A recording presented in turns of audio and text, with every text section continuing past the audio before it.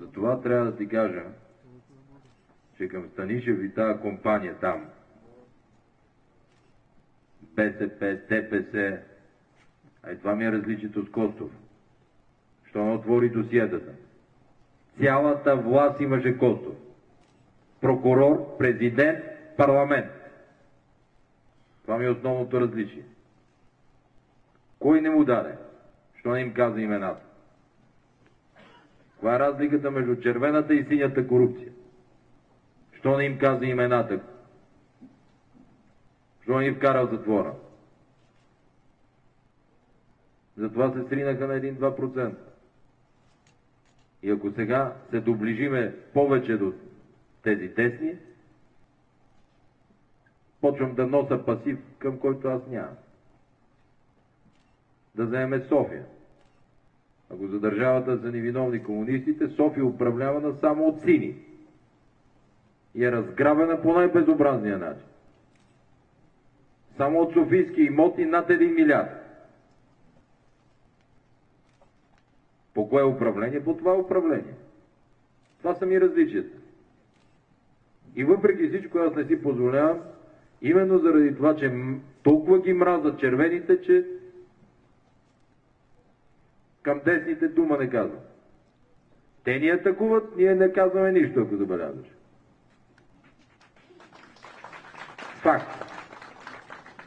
На всички избори те излизат и гласуват и се бият срещу мене. За БСП. На 9 пъти падат. Ако има нещо радостно е сега, че с господин Костов намерихме общ език. Да, това българските медии не го знаят, но ние направихме няколко срещи. Общия противник е ясен. Той е толкова силен.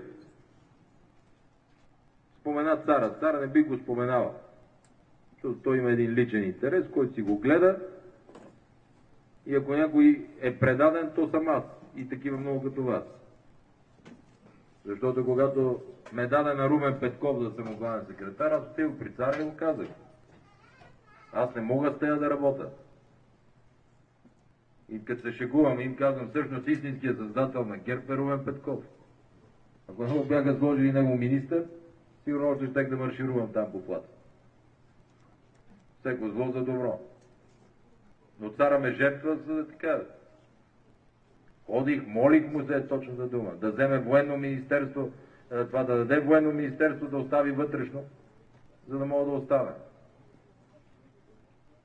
Така че, затова не го броя. Но БСП и ДПС са изключително силен противник.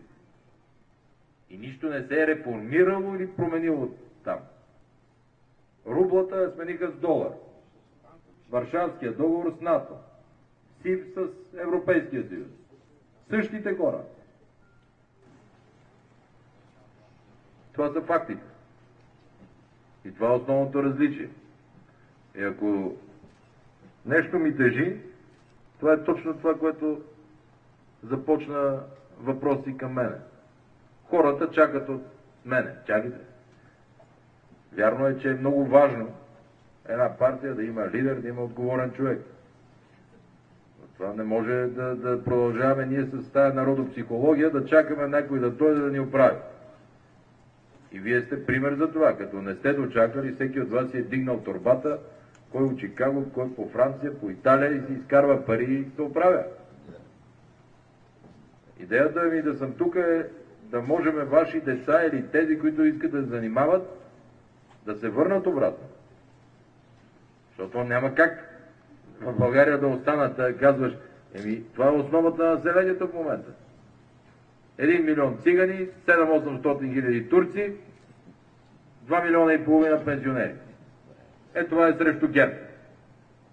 Пенсионерите с цялата си глупост, носталгията и младостта ги води и те си викат, едно време на Хаим Боаз, какъв проход правихме, имаше един Пешо, какъв беше убав, едно се върне пак. Никога няма да се върне младостта.